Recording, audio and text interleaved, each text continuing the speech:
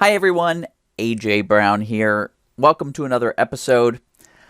A conversation came up where the question was asked, does size really matter?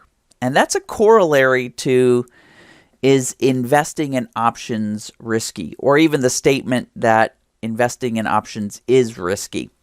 And we're going to talk about that today just very briefly. But before I do want to ask, listen, whether you're listening to me right now via a podcast, maybe you're subscribed on Spotify or on Apple, iTunes, or Google Podcasts, or maybe you're watching a YouTube video or a Facebook video, or you're checking me out on Instagram, do me a favor before we even get started. Please make sure you're subscribed across all those platforms. Hit the like button, and please sign up for all notifications. Give me a good review if you want to as well.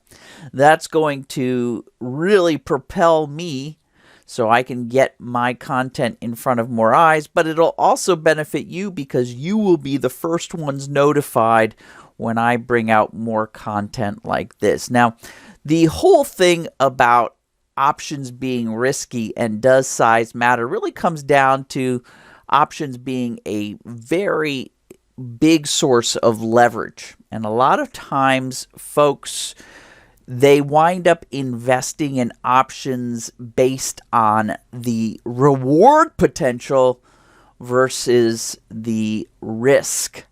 And that is an amateur or neophyte mistake, and it usually causes the quick end to somebody's investing journey. Again, I'll say that again.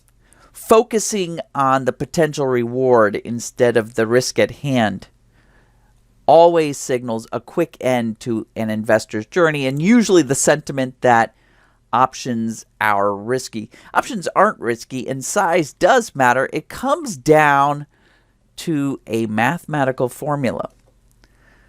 This is the formula. It is risk of your portfolio is going to equal the risk of the investment you're getting into times the size of that investment. It's that simple.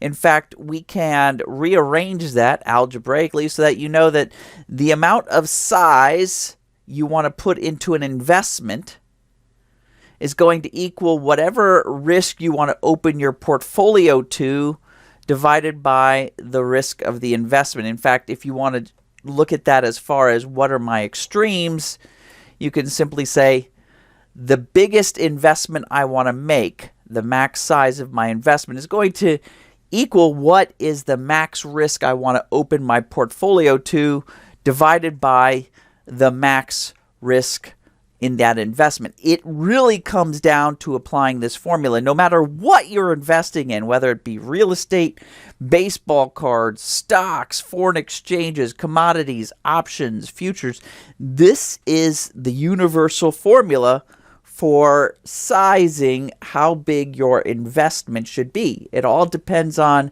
what sort of risk you want to open your portfolio to and what sort of risk you can see in your investment. If you size your position any differently, especially if you size your position based on reward potential, in fact, that's like one of the biggest errors of newbie investors. And like I said, that usually ends their investing journey quickly and leaves a really sour taste in their mouth. You know, one of the most common stories I hear is, oh, I sized my position based on the reward I could get because I had quite a few losses in the earlier part of the year and I wanted to recover those losses. So I sized my position based on the potential rewards to cover those losses. That's a common thought of a newbie investor. Another one was, this is all too common and it makes me giggle, is, I wanted to buy a new couch to furnish my house, or I wanted to buy a new car, or I wanted to send my child off to the university. And so I looked at what the potential reward of the investment was, and I sized the position accordingly.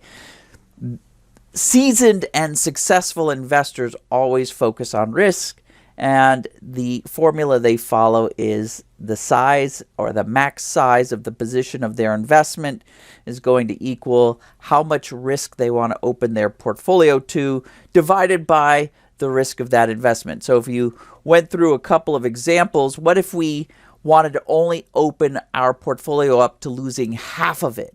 50% of our portfolio we'd be okay with disappearing in a single investment. And what if we could lose all of our money, 100% of what we invested in this particular investment?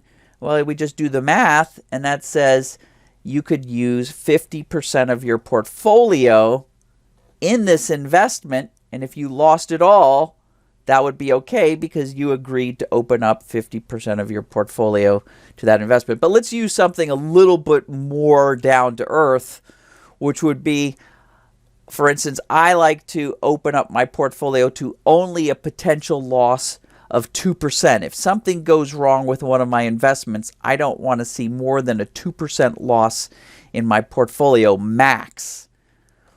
And say, for instance, I analyze my investment and there's a 25% potential loss if I lose in this investment. Well, then that means I can invest up to 8% of my portfolio into that investment. And that's exactly how the formula works.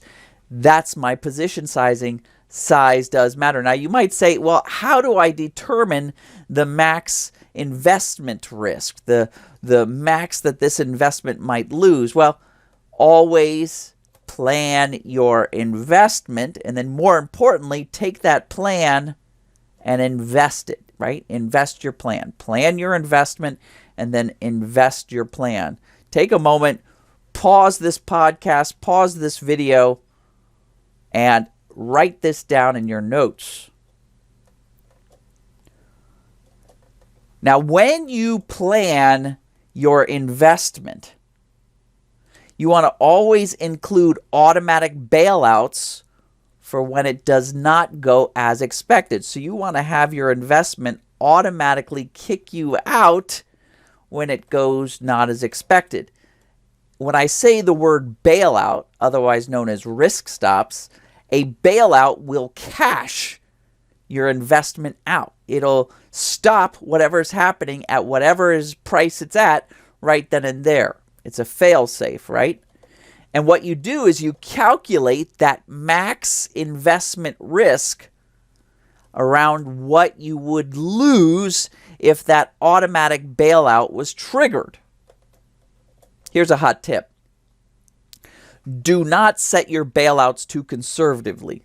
Here's another newbie mistake, because you might get stopped out prematurely. You want to only be bailed out of your investment when something's going incredibly wrong.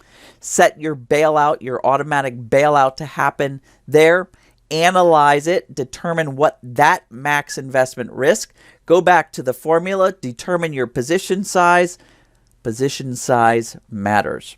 Now, I hope that answered a lot of your questions. It really does come down to that formula for determining position size, and it comes down to basing your investments on your risk exposure and your risk appetite, nothing having to do with the potential reward. Now, if you like what we talked about today, whether you're listening to me on a podcast, watching me on a YouTube video or a Facebook video, you're following me on Facebook, you're following me on Instagram, what I ask you to do is please like this episode, subscribe to it. In fact, go to all the different platforms, Spotify, Apple iTunes, Google Podcasts, YouTube, Facebook, Instagram. Subscribe, follow me, sign up, hit that notifications button. Make sure that you're signing up for notifications, and that way my content will get to you first, and you'll be helping me out big time, because that'll make it so that my content gets to more viewers. Thanks, everybody.